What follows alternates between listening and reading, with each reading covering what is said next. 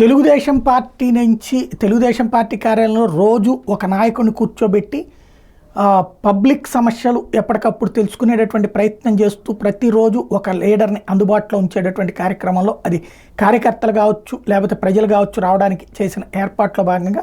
ఈ వారంలో 1వ తారీఖు పర్చూరు అశోక్ బాబు, దేవినేని ఉమా, 2వ తారీఖు గొట్టిపాటి రవికుమారు,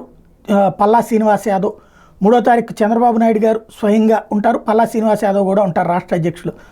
5వ తారీఖు కింజరపు అచ్చెన్నాయుడు, బొల్లినేని రామారావు, 6వ తారీఖు వంగలపూడి అనిత, బేద రవిచంద్ర, 7వ తారీఖు పొంగూరు నారాయణ,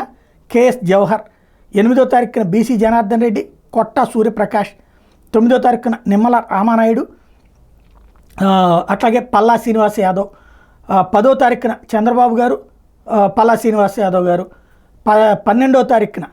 ఆనం రామనారాయణ రెడ్డి, వర్ల రామయ్య, 13వ తారీఖున టీజీ భరత్, వైకుంఠం ప్రభాకర్ చౌదరి, 14వ తారీఖున డోల బాల వీరాంజనేయ స్వామి, కిషోర్ కుమార్ రెడ్డి, వీళ్ళు అందుబాటులో ఉంటారు కార్యకర్తలకి. అదే సందర్భంలో ఎవరైతే ప్రజలకి